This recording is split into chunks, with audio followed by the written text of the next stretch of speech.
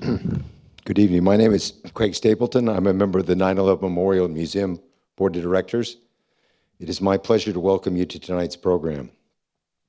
We also joined this evening by my fellow board member, Andy Senchak, who's here, and the FBI Assistant Director in charge of the New York office, William Sweeney, and his executive management team. The museum's exhibitions tell the story of what happened on 9/11 here at the World Trade Center and at the Pentagon in Virginia and aboard the 4 hijacked aircraft.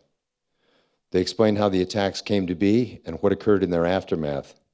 Without the FBI's support and assistance, the museum would not be able to present the narrative as comprehensively as we do. Our historical exhibition incorporates elements of and artifacts documenting the Bureau's own story, including its pre-9/11 investigations in response to the bombing of the World Trade Center in 1993, the U.S. embassies in Africa in 1998, and the USS Cole in 2000. The exhibition also documents the service of FBI agents as first responders and recovery workers, and of course references to a pen bomb investigation following the 9/11 attacks. You may not be aware that the Bureau made sure that its agents and its evidence would be available to the museum so we could show, not merely describe, what happened. And since the museum opened in 2014, this relationship has only grown as groups of FBI agents, analysts, and professional staff, sometimes joined by the Bureau's foreign partners, come regularly to the museum for customized tours and training programs. These programs would serve, in addition to the FBI, a number of other intelligence and law enforcement agencies and military organizations, have become central to our mission and are a testament to our shared commitment to remember the nearly 3,000 victims of the 9/11 attacks and learn from this history. This is why I have the distinct honor tonight of introducing Federal Bureau of Investigation Director Christopher Wray.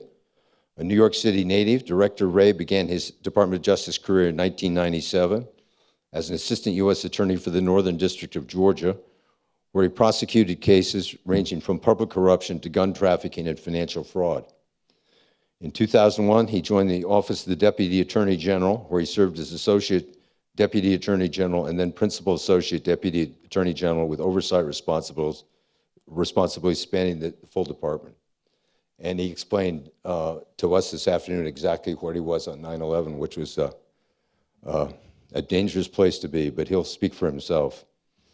In 2003, Mr. Wray was nominated by President George W. Bush to serve as Assistant Attorney General for the Criminal Division. In addition to overseeing criminal matters, Mr. Wray played a key role in the evolving national security mission of the Justice Department. He also served on the President's Corporate Fraud Task Force and supervised the Enron Task Force and other major national and international fraud investigations. At the conclusion of his tenure, Mr. Wray was awarded the Edwin J. Randolph Award, the Department of Justice's highest award for leadership and public service. After leaving the Department of Justice in 2005, Mr. Wray returned to private practice, and on August 2, 2017, he became the 8th director of the FBI. We're extremely fortunate and deeply honored to have Director Wray here this evening to reflect the Bureau's ever-evolving fight against terrorism and the challenges that lie ahead. Director Wray's remark will be followed by Q&A led by Memorial Museum's Executive Vice President and Deputy Clifford Channon. Thank you very much.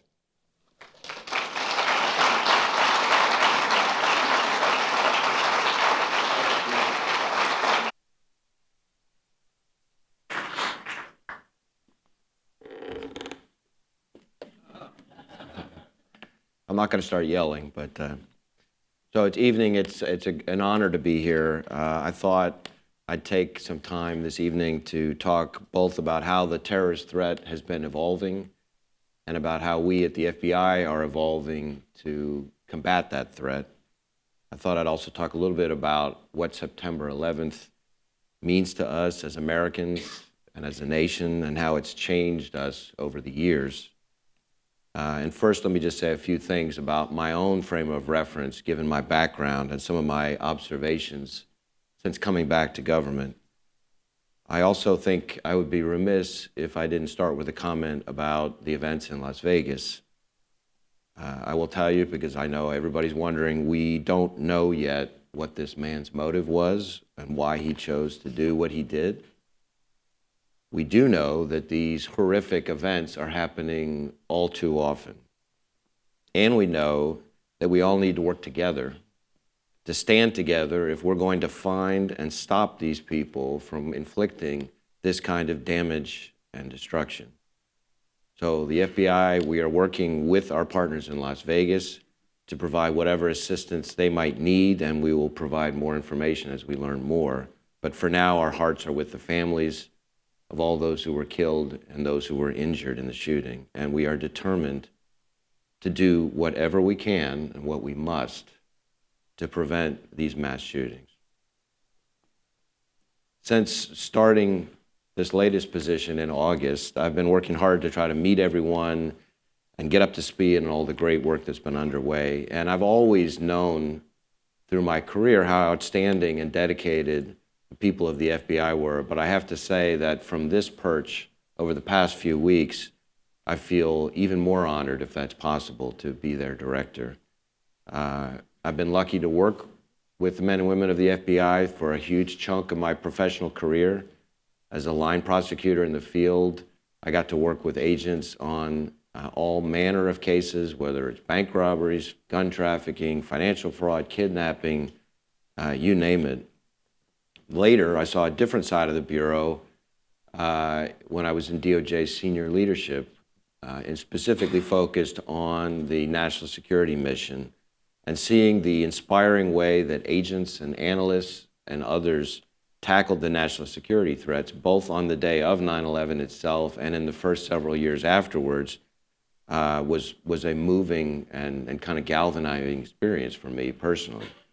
So I could not be more excited to be back and part of the Bureau's next chapter. I had my installation ceremony at FBI headquarters last Thursday, and it was a classic DC thing with all kinds of pomp and circumstance and so forth. But to me, the real heart of it was an opportunity to recognize what a unique and phenomenal place the FBI is. And I was looking for a way to try to share that sense of admiration with my colleagues and my friends and family who were there, people who believed in me, supported me, guided me, and inspired me over the years, people who've kept my feet firmly planted on the ground. And I wanted to particularly highlight to them, just like I want to highlight to you, what I consider the magic ingredient or the secret sauce of the FBI, of its success, which is a drive that is unparalleled and a passion for service that runs throughout the entire organization. You see it in every division, every office, every investigation, every assignment, and it's that drive that inspires me every day in this job. And I know my wife and kids have gotten a little bit tired of me talking about it all the time, but I wake up every day fired up to come to work and to be part of this extraordinary group and to see where we can go next. Standing here on this particular site takes me right back to the morning of September 11th. And I'm sure, like everybody in this room, we can all remember exactly where we were when that first plane struck the World Trade Center. We can all remember how we felt as the horror of that morning unfolded. And that day is indelibly inked in our minds. It's part of who we are. In many ways, it's made us who we are. It's why we're all here today. On the afternoon of the attacks, I was at FBI headquarters in SIOC, in the command center, with then Attorney General Ashcroft and Director Bob Mueller. And the place, which I had seen only a few days earlier for other reasons, and at the time seemed sort of cavernous and almost empty, on that day, it was like sardines packed in there. The place was packed to capacity, people spilling out of every room in the place. And though it was a chaotic and horrifying time, it was also a time of incredible solidarity, because every single person in that center had just one purpose, which was to make sure that it never, ever happened again. To keep people that we will never know and families we will never meet safe from harm. And I remember being somewhat in awe of that feeling then, and I still am in many ways to this day.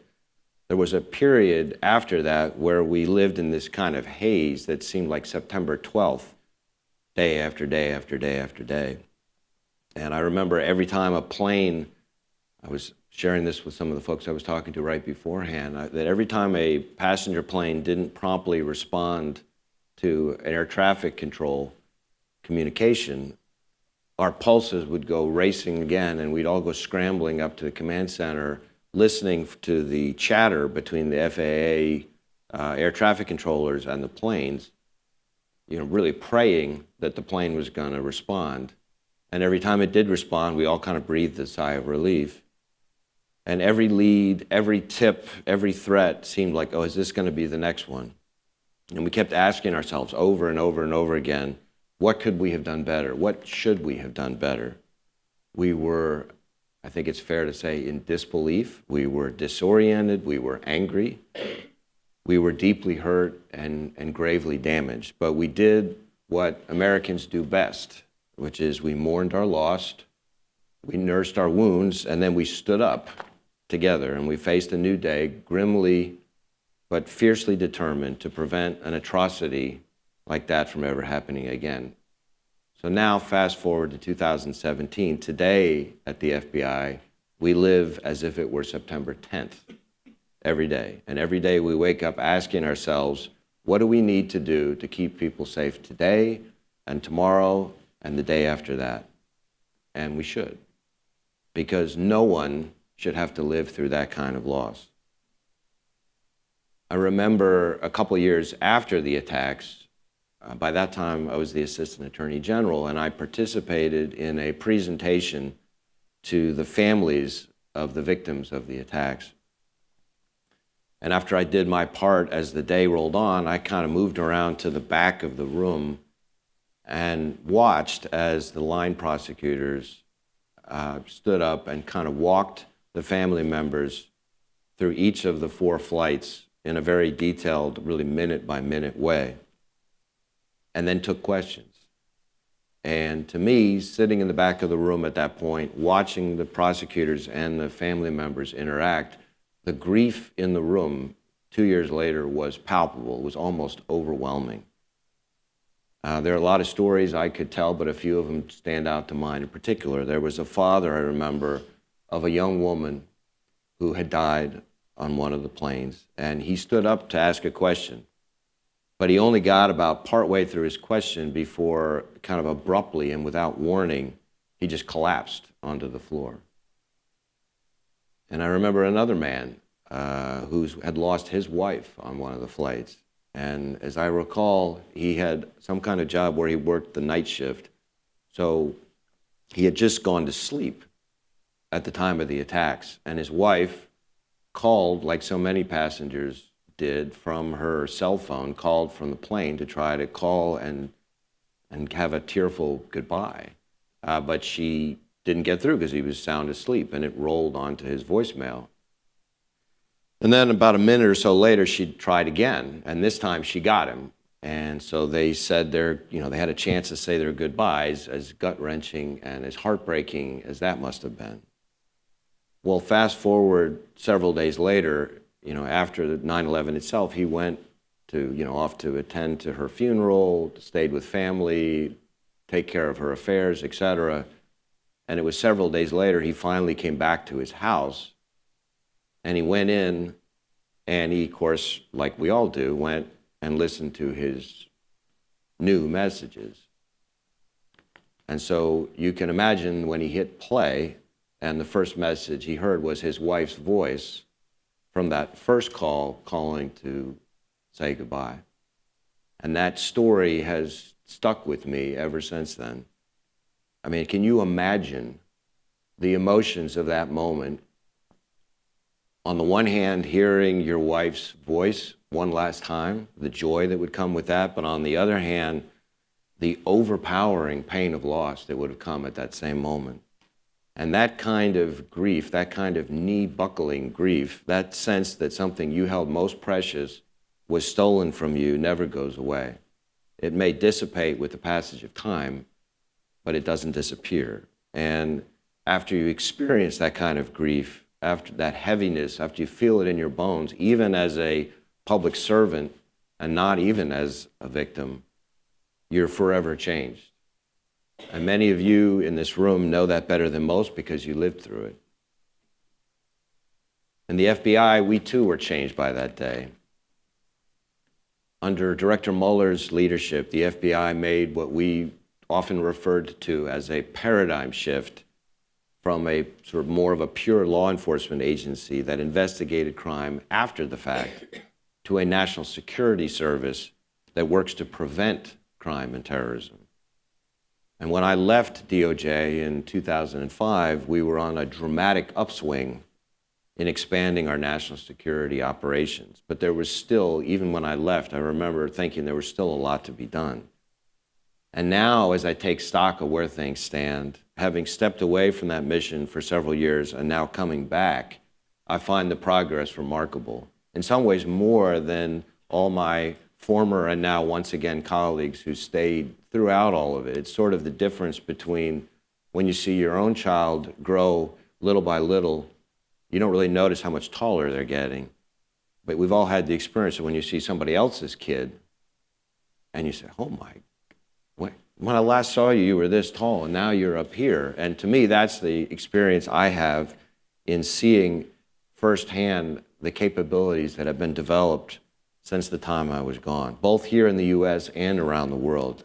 And I can tell you today we are stronger, we are smarter, and we are better able to confront these threats. But as last night's events remind us, we still face people who operate without constraint, without reason, and without humanity. And I find that I wake up every morning thinking about those people. And I can tell you I'm going to keep thinking about those people because the threats we confront are ever-changing and we can't afford to be static. We still confront threats from large, structured terrorist organizations like Al-Qaeda planning large-scale attacks over a long period of time. But now we also face groups like ISIS, who use social media to spread propaganda, to lure people in and to inspire them to attack wherever they can, in whatever way they can.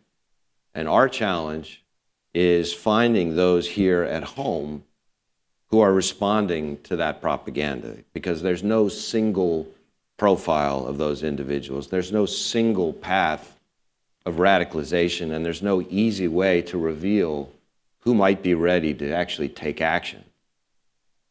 Many of these are not professionally trained operatives with carefully executed plans. And right now, what we're seeing are unstable and erratic operatives prone to acting quickly and unpredictably. They're shifting from large-scale weaponry and sophisticated bombs to easily acquired weapons, small arms, knives, vehicles, and they're striking at what the intelligence community refers to as soft targets. And just as we saw last night in Las Vegas, although we don't yet know, again, like I said, what the full extent of that gunman's background or motives were. But let me be clear, when the intelligence community refers to soft targets, that's just jargon. What they mean is terrorists striking out at people who are just living their lives, minding their own business innocently. People at concerts and in cafes and at clubs, people just walking down the street. These terrorists present different kinds of challenges for us to identify and track. And the same can be said of domestic extremists who pose a threat of violence and economic harm, often by chillingly lethal lone offenders. With default encryption on our devices, on the apps we use in our communications, it's even more difficult now for us to ascertain where they are, who they're working with, and what they're planning to do, even with a fully lawful court order. So we need to keep finding new, innovative ways of thinking. We need fresh perspectives. We need to keep finding new ways of thinking about what is it that we actually know, what is it that we still need to know, and how does all that connect to the bigger picture.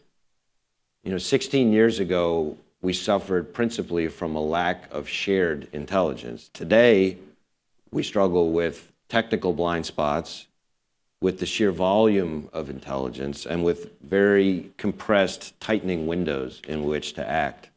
So we've got to find new ways to prioritize all that information, to sort it, to search it, and to share it.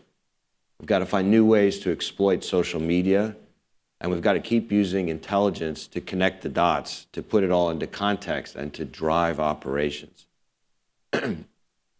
One of the things I get to do in this job is go to Quantico and speak at graduations of agents and analysts. And on my first trip down there, as I was walking through one of the courtyards, I spotted this little stone that's probably about yay big, just kind of over nestled in one of the corners. And you know, the old saying about a picture being worth 1,000 words, well, this stone just had the picture of the Twin Towers on it.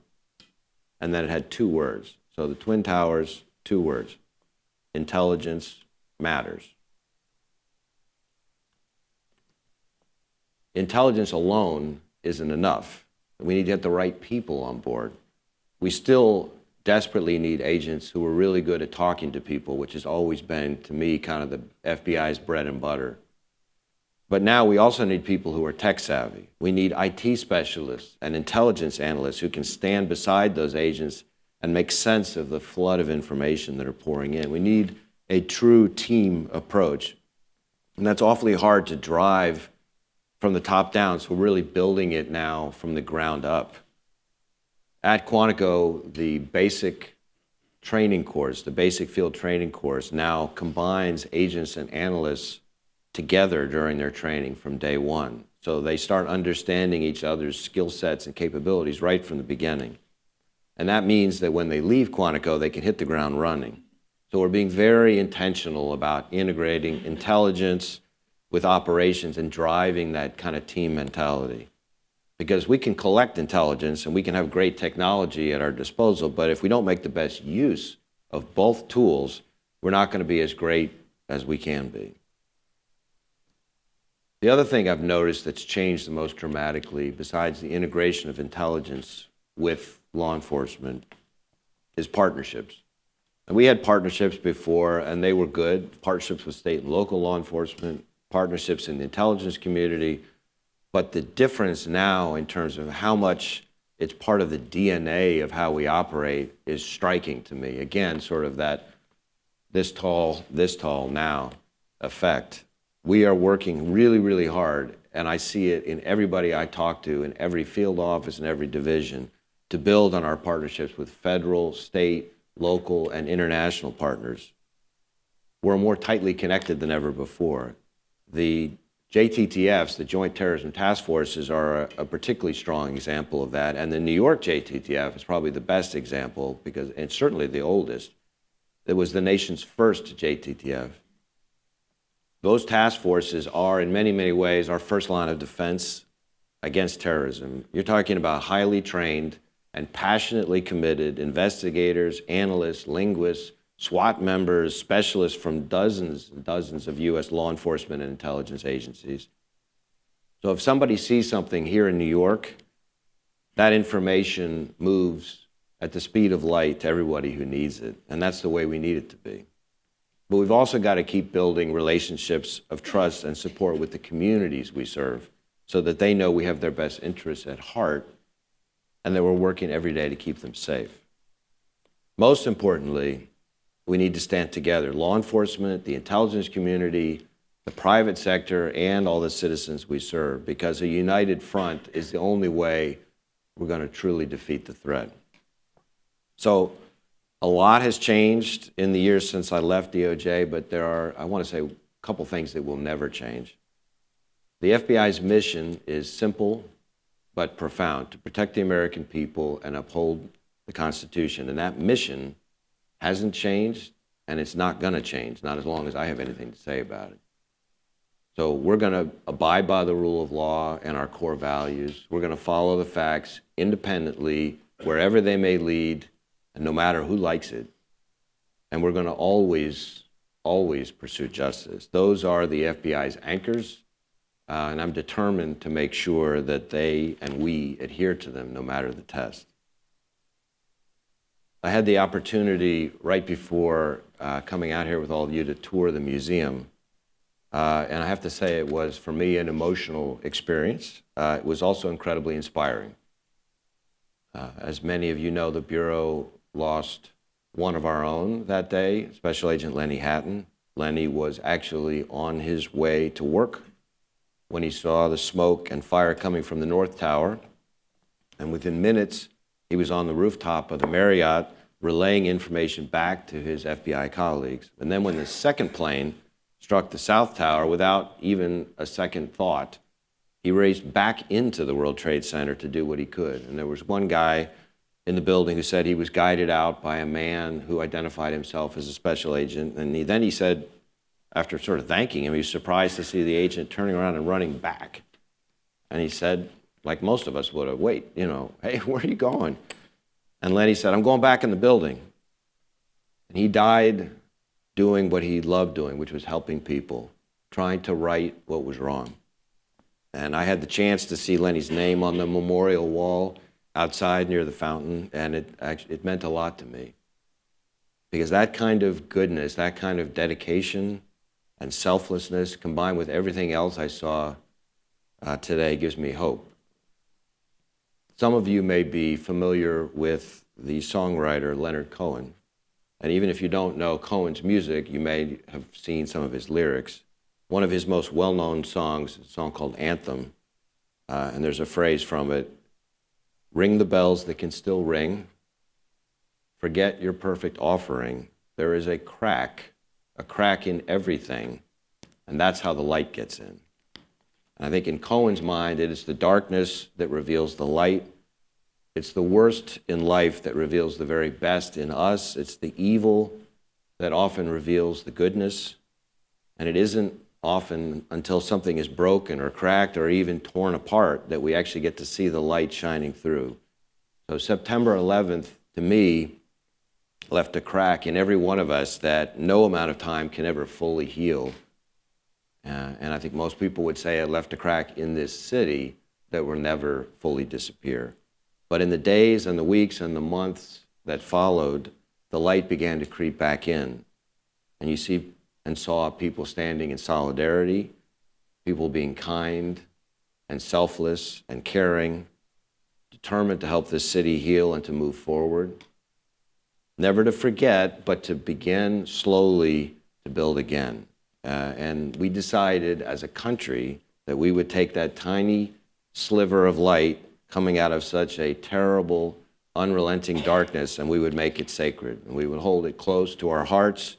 And that's what I think this memorial that we're sitting in is for so many people. It's a light of remembrance and respect. It's a light of determination and resolve. And it's a part of the reason why I'm so honored to be back in this mission. There are times, I know I have times, where we feel like this may be some kind of never-ending fight and that we're never going to fully eradicate the terrorist threat. And to some extent, that might be true.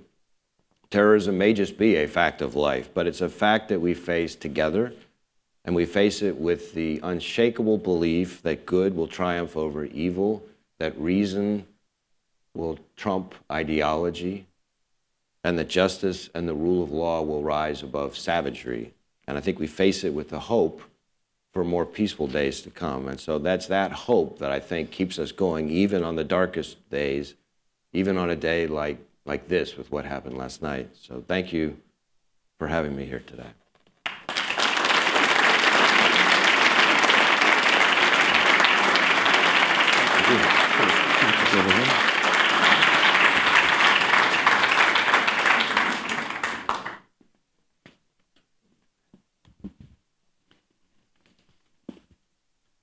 Thank you so much for that, very powerful statement of your sense of the mission, your understanding of the Bureau, and of course, the connection back to 9/11.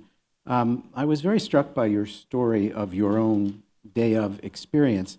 And of course, now we're years later, and you're in a very different position than you might have imagined you'd be.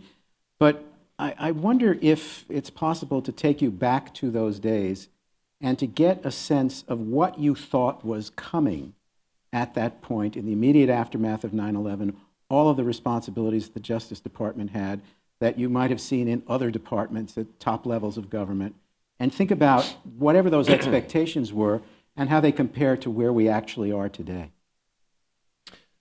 I think we pretty quickly pivoted within the first 24 to 36 hours to the realization that the focus needs to be on preventing what's coming next. And that may seem sort of like common sense to all of you regular people, but I will tell you that law enforcement in particular had a mentality going back to when I was in law school, which is you investigate crimes that have already happened and you get the bad guys and you put them in jail. The problem with that, of course, is if your enemy is somebody who is determined, in fact, enthusiastic about killing themselves in the course of committing the crime, then viewing it through that lens, sort of a classic deterrence model, is almost silly, really. And it was, I remember very vividly that the fairly sharp instructions we got, again, I think it was in less than 24 hours from the president, were don't let this ever happen again. And that was in response to somebody who I won't identify, being very well-intentioned, very experienced, saying, we're going to get the people who did this. And the reaction was, the people who did this just died in those planes. We need to be worrying about the next attack. So I think we pretty quickly started to adjust to that. But as a result, as I said, in my remarks, every flight, every threat, every tip, the number one sin in that environment was, heaven help you if you don't share information that somebody else should have had, in the law enforcement intelligence community. So there's like this just explosion of information coming all over the place, and trying to figure out which one is the one that matters. That's the hard part. For example, there was a period where, every morning I was meeting with the Attorney General and the Director, and they were trying to track every weapon that was getting confiscated at, metal detector security checkpoints in the airports. Well, needless to say, maybe wouldn't be surprised. I was surprised at how many people try to fly with weapons. So pretty quickly they're like, all right, we need to sort of sift through this in a little bit more systematic way. Then we went from the flights to anthrax, then there was the DC sniper, and for a while we wondered, is that going to be the next thing? Is that going to be some kind of terrorism? And all the while, we're saying to ourselves, we can't be chasing the last attack. We can't be fighting the last war. We have to be thinking about the next. What's next? What are they going to do next? And I think that's the thing that I think I've noticed now when I talk to my counterterrorism guys. There's much more of this. It's much just more part of who they are. They're thinking both the balancing of collecting the intelligence about who else are these guys connected to, who are they communicating with, where are they getting their money, where are they going, what sites are they going on to, all that kind of stuff, all the while balanced against, we can't just watch people forever. Heaven help us if we lose them. When do we have to disrupt? When do we have to sort of take action to just shut this down? That's much more of a natural part of conversation now, in a way that I think took a lot of adjustment in those first few years. You spoke about significant progress in these two periods, the earlier period and now that you've come as director. This progress on the national security front, can you give us a little more detail on it, from that little boy to the big boy? I mean, what sports is he playing in school? I mean, what are the things that characterize progress in your mind in these years of transformation? I mean, to me, the biggest things are the integration of intelligence into everything we do, and partnerships. There are probably others, but those would be the two biggest ones. I'll take the second first. To me, the partnerships, now everywhere you go, and it's true in every field office, in every division, you see, here's this person from this agency who's embedded in our agency. And they're very much treated as part of the team. And that's people from state, local, other intelligence community members, even overseas partners. We have Brits, Australians, Canadians, New Zealanders, embedded in our operations, and vice versa. That makes a much more seamless conversation. I wonder if you could tell us a little bit more, particularly about these foreign partnerships, because I don't think everybody realizes just how closely our own military, law enforcement, and intelligence services are actually enmeshed with trusted partners. And these are essential now tools, I think, within law enforcement intelligence in particular.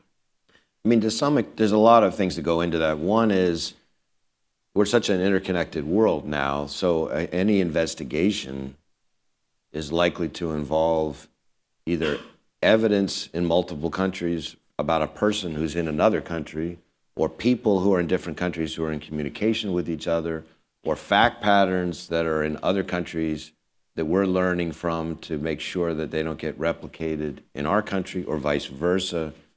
I mean, I was struck by, I'd only been on the job for, I guess, 3 or 4 weeks, when the head of MI5, my counterpart in the UK, had not only called me several times, he'd been text messaging with me, and he flew over to spend the day with me on 9/11.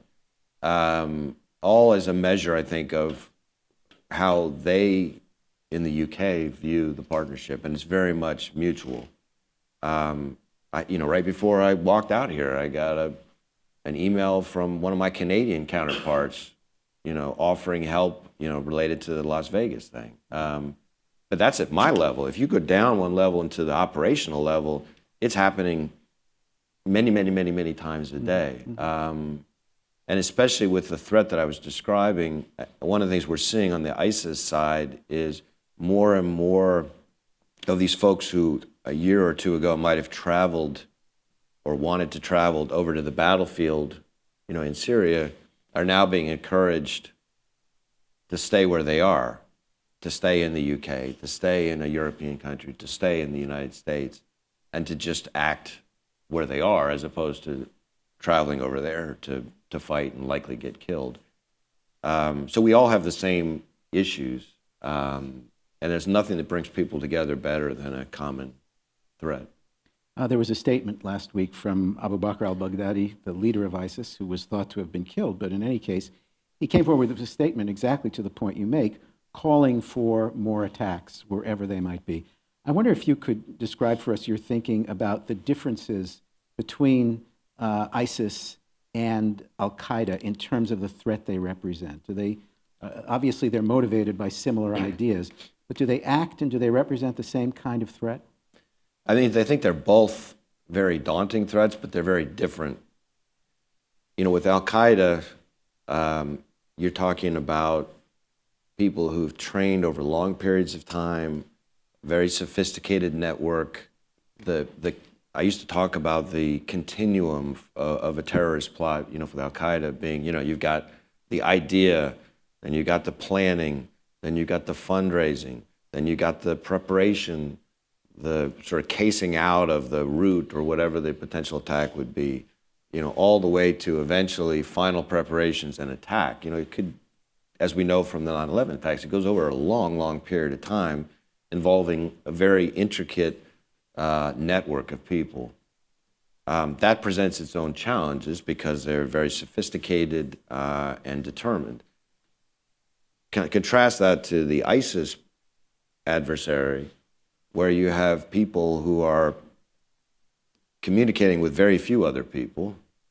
So you got smaller number of people, much less in the way of money that's needed to finance what they're doing. Many fewer people for them to communicate with, so therefore fewer people for us to intercept or recruit as cooperators. And because their mode of attack is crude but very effective, much greater ability for them to call an audible and switch from a gun to a car to a knife back to a gun, all in a very, very short period of time, because they don't, they're not trying to put together some elaborate plot. So you hear sometimes people in our business refer to the time flash to bang, the compression the window in which we have to act and the amount of ways we can get at it are very hard. And then if you compound that with ISIS's, spewing its propaganda to lots and lots and lots of people. Some of those people are enthusiastic about the message, but have no intention to commit an attack. Other people have every intention of committing an attack. And then there's people in the middle who are starting to warm to the idea. And for us, with the scores of people involved, trying to sort of sift through that and figure out who do we need to identify quickly, because again, we may not have much of a window, presents a very different kind of challenge. It's sort of volume. I guess I think of the ISIS and homegrown violent extremists as kind of a volume threat, and the Al-Qaeda and the other sort of more classic terrorist organizations as more of a kind of a qualitative threat. One attack could be spectacular, whereas the ISIS attack is just many, many, many more people. Got it. Today, coincidentally, 2 trials opened, one here in New York, one in Washington, both coming, though, out of the New York office, prosecutions of terrorists. The Libyan in Washington, who was responsible for the Benghazi attack in 2012, and then the so-called Chelsea bomber from last year. Does this indicate to you that the criminal justice system, law enforcement, have actually got a much better handle on how to take these cases and move them through the system? The whole Guantanamo question, of course, hangs over some of this. The Hatala, the Libyan, could have conceivably gone that way. But in your mind, is this sort of the system showing that it can manage these problems? I am a big believer that the federal criminal justice system can handle these kinds of cases.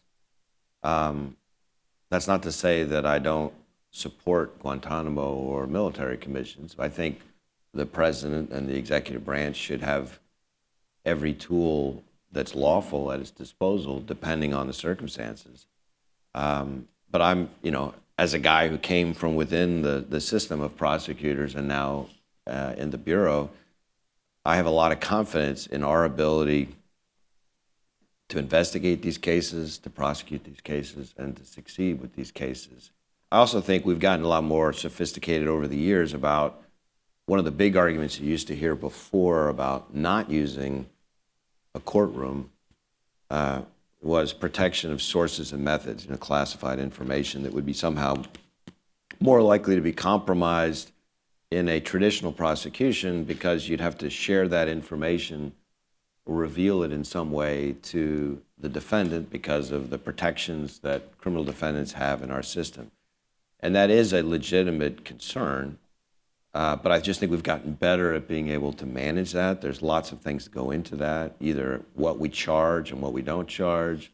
There's a statute called CIPA, which is that deals with classified information and how we handle introducing that information. So there's just a lot more road testing, if you will, of that than there was back in 2001.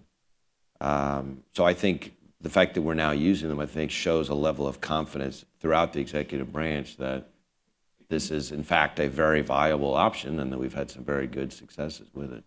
Let me ask, I realize, you're getting fed from all the different departments of the Bureau and all the field offices and so on, but to focus on particularly the counterterrorism mission, because it is so central, how do you bring yourself up to speed on something like that? And again, you have to bring yourself up to speed, presumably, in many different areas, but could you give us sort of what the learning curve is like for you in relation to the counterterrorism example? Well, I mean, I'm getting reports on terrorism matters. It's the first thing I see in the morning, and it's usually the last thing I get briefed on before I leave in the evening. It's a all day long kind of thing. If you broaden that to include counterintelligence matters, national security matters more broadly, that's 60% of what consumes me on a day-to-day basis.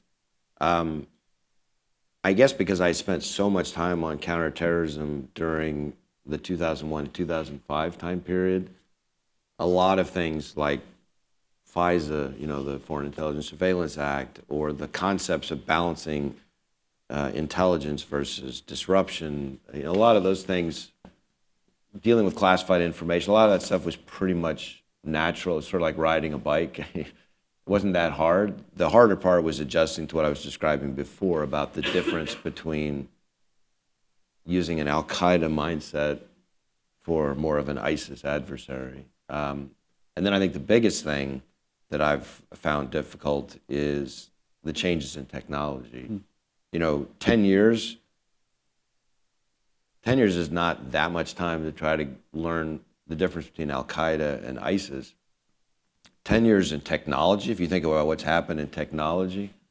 I mean, 2005, tweeting was something that birds did, just as an example. So there's been some adjustments in a lot of ways on my end. Yes, particularly, I guess, in tweeting.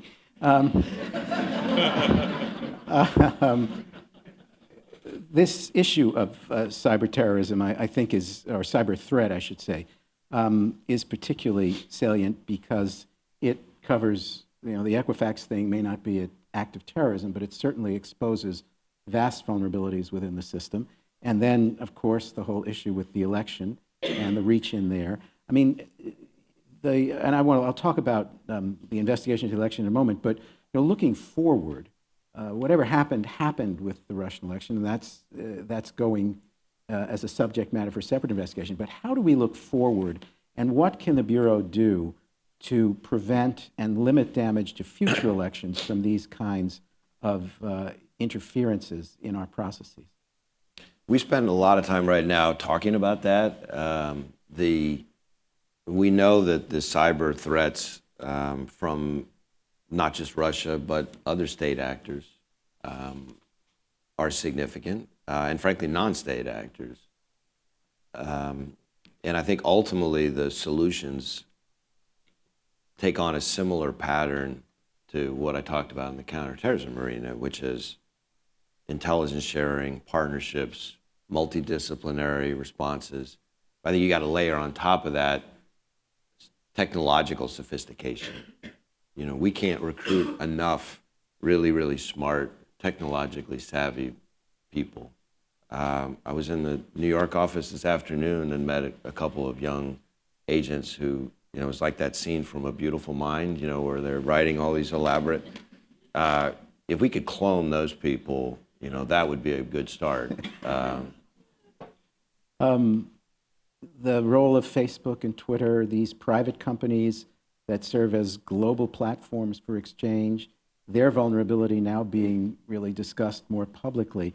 What can you tell us about that, and whether or not, as private companies, they are more vulnerable, whether they're subject or they need to be subject to certain kinds of regulations that allow for a better understanding of who is actually getting involved in some of these issues? Well, I want to be careful with that one. We do know that and I think this is all public, we do know that the Russians, I mean, we know this from the intelligence community assessment, tried at a level that we had not previously seen to interfere with the 2016 election, not just through sort of dissemination of fake news, of various other forms of development and distribution of divisive posting. You know, there's the whole trolling aspect. I mean, there's lots and lots of different ways in which they did what they did. That's all the subject of ongoing investigations that I'm not going to discuss. We are spending a lot of our time at the Bureau from a counterintelligence perspective looking forward and trying to figure out how we anticipate. It's the same kind of prevention concept that I was talking about in the counterterrorism arena. In other words, how do we, working together with Department of Homeland Security, other members of the intelligence community, the private sector, you know, there are a lot of private sector companies that support and service our election systems, which is, of course, a state-run, you know, all the states have their own election systems, and they're private companies that provide a lot of the backbone for that, and we're, you know, interacting with them. We're talking to I mentioned our foreign partners, you know, we're talking to them about what they're seeing on their end so that we can learn. We know a lot more now than we did about all the different threats to whether it's to our election systems or anything else, about their tradecraft, their capabilities, their methods. So I think, again, it's intelligence sharing, it's partnerships, it's thinking ahead and not chasing our tails. Right. Would you anticipate 2018, 2020, and onward that there will be changes that will better protect the elections, or is it too early to say about that at this point? Well, we're certainly a lot more dialed in, and I don't mean just we at the FBI, but I think frankly, not just the U.S. government more broadly, state and local governments, foreign governments. I think everybody's a lot more dialed in on this issue, and a lot smarter, and is devoting a lot more resources to it. So I would expect that we will do better, but I also expect that our adversaries don't just coast, right? I mean, they up their game too. So they're going to improve their networks, and we have to improve our networks to fight them. How would you characterize the motivations of Russians or others who are trying to interfere with our elections? I mean, they all have different motives. I think America, in many ways, remains the envy of the world. And if there's ways to take us down a peg, people are going to do it. I wanted to ask a little bit about becoming a director. How did you learn that your name was full? How does this happen? That's a question people in my family are asking.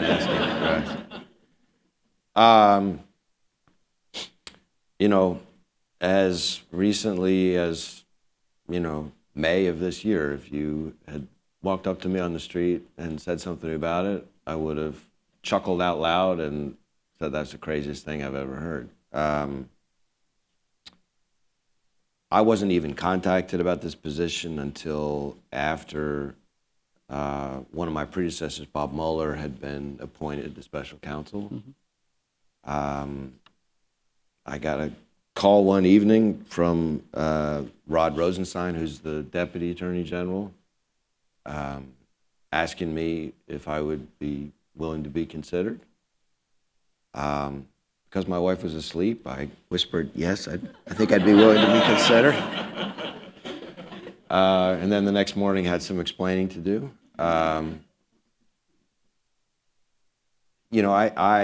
I mean, having spent time dealing with the Bureau as a line guy, dealing with line agents in the field, as a leadership guy dealing with Bureau leadership at headquarters, having dealt with everything from all the different national security issues to the criminal issues, and then, frankly, having had time in the private sector with clients on the receiving end of the Bureau's great work, I think, I had a level of perspective that I guess was useful.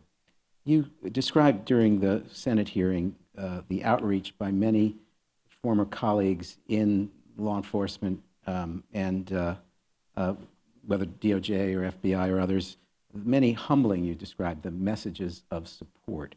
Do you think, obviously, under any circumstances, becoming director of the FBI is a very significant appointment, but obviously the circumstances of your appointment and the environment in which it happened was very particular. Was that part of what they were reaching out to you about, do you think? I think the process, for me, there were a couple of very inspiring but humbling phases of the process.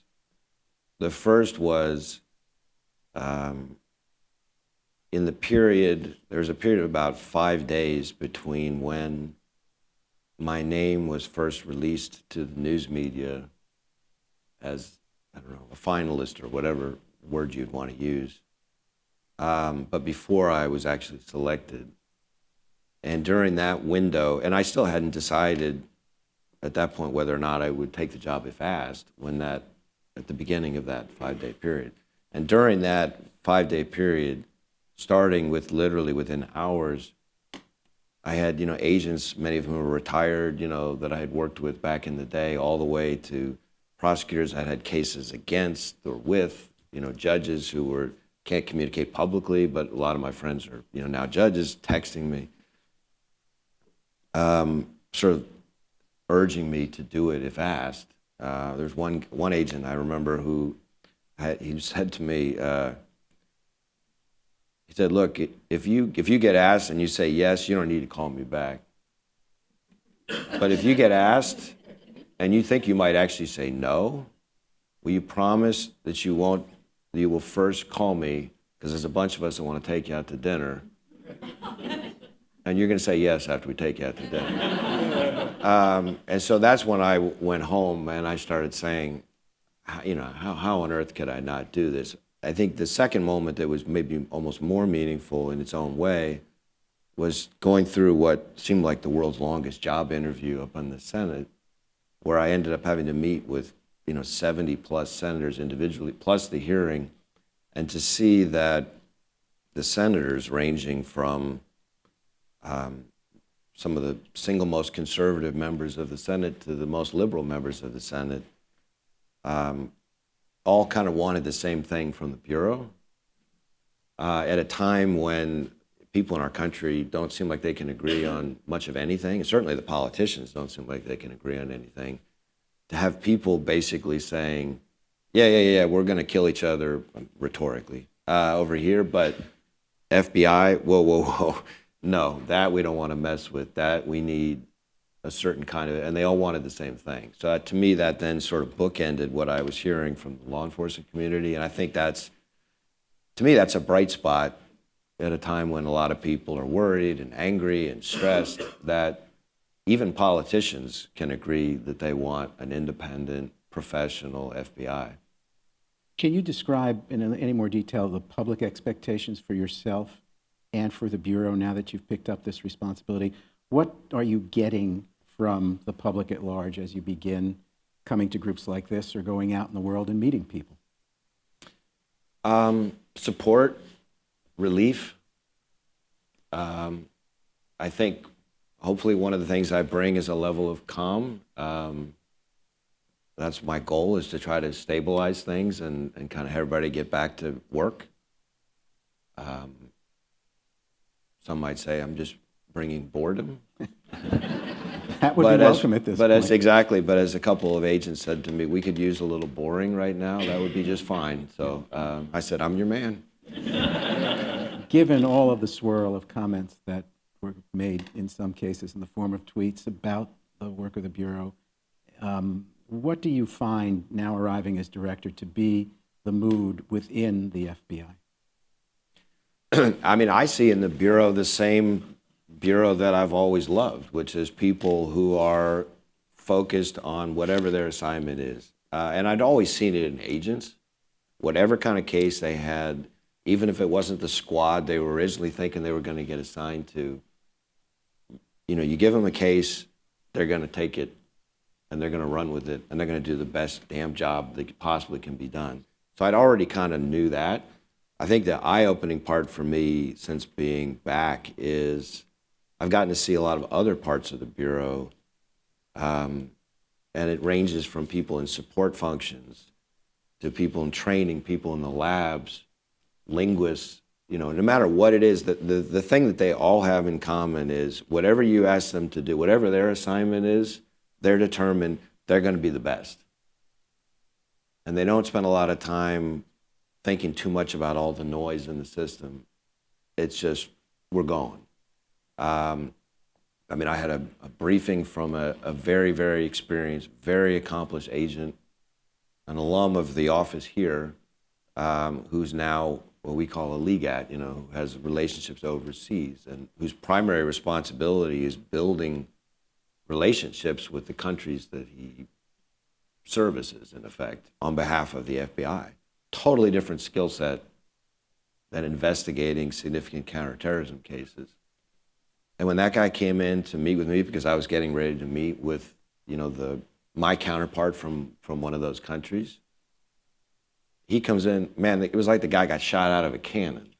And he was talking about how great the relationships were that he'd forged and how hard he was working on it and how proud he was of the bridges he'd built with these countries, and the same kind of enthusiasm that he channeled into investigations when he did those. And I think that wiring, you know, I've heard comments about morale. You know, it's 36,000 people. I'm sure there's somebody who's got a morale issue, but the people I see are, you know, it's go time. I'm going to ask one more question, and then I'm going to ask the audience at the end to stay in your seats while the director and his party leave, just for a brief moment. So one last question, and it goes back to the Senate hearing, and some of this you probably would have answered in the statement you made, the speech you gave at the beginning, but I wanted to ask it specifically because that Senate hearing was a very powerful moment, and it got an awful lot of attention. And I think your representation of the principles that you believe in, I think, were very well received across the aisle as you described. But at one point, Senator Lindsey Graham, talking about the great interest in the hearing, said, "America is listening." And I wonder if you could refine very briefly what the message you would like to give to America would be. Do the right thing.